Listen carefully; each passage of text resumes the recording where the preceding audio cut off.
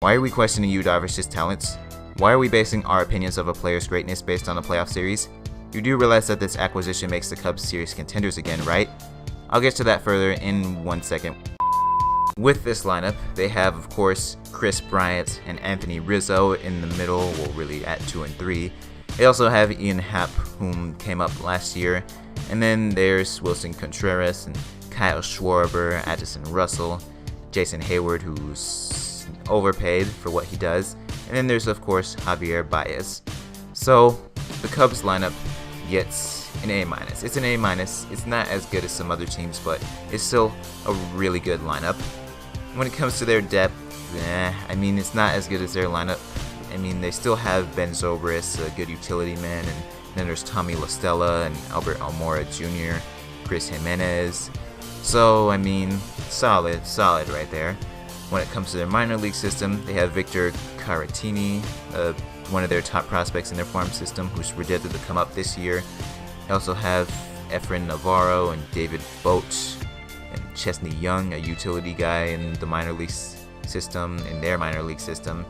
And after that, there's not much. Mark Zagunis, Ryan Court, Jacob Handeman, not much there. So their depth, it gets a B- for me. I think it'll be good enough to accommodate for some injuries, but ultimately that's not going to be the reason why, unless they reload at the deadline in this year when they decide to compete again.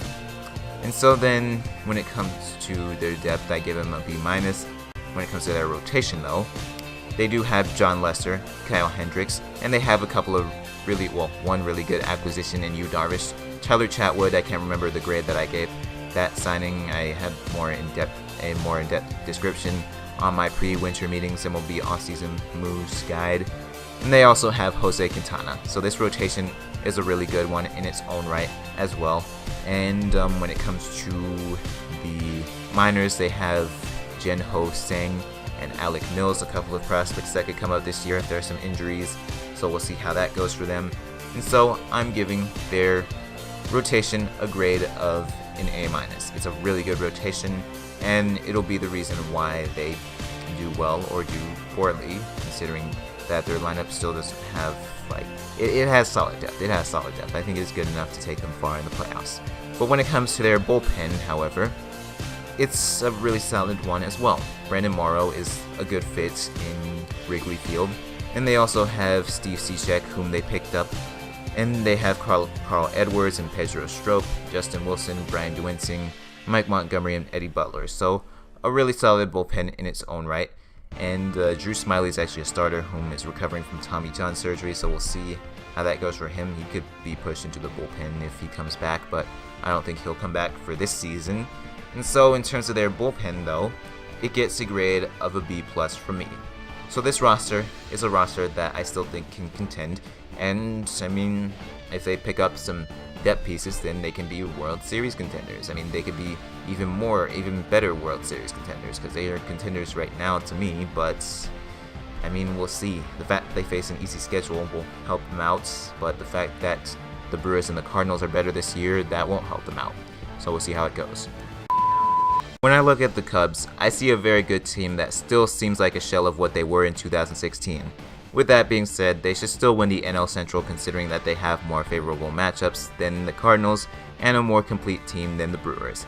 The depth isn't the best, but I do think that the hitting core should stay healthy enough. While I don't think they are the team to beat in the NL in terms of winning the pennant, I still think that they can take a team in a 5 or 7 game series. It all depends on if they can stay relatively healthy and if the hitting core continuously performs up to their level. The over-under for this team is 94 and 68. I'm going over by 2 wins at 96 and 66 and first in the NL Central. Let me know if you agree. Let me know why I'm overrating this team. It is a predictions video, and if you have rationale, I'll listen. If not, then I won't take you seriously. But that'll do it for this Cubs edition of 2018 MLB season previews, and so long.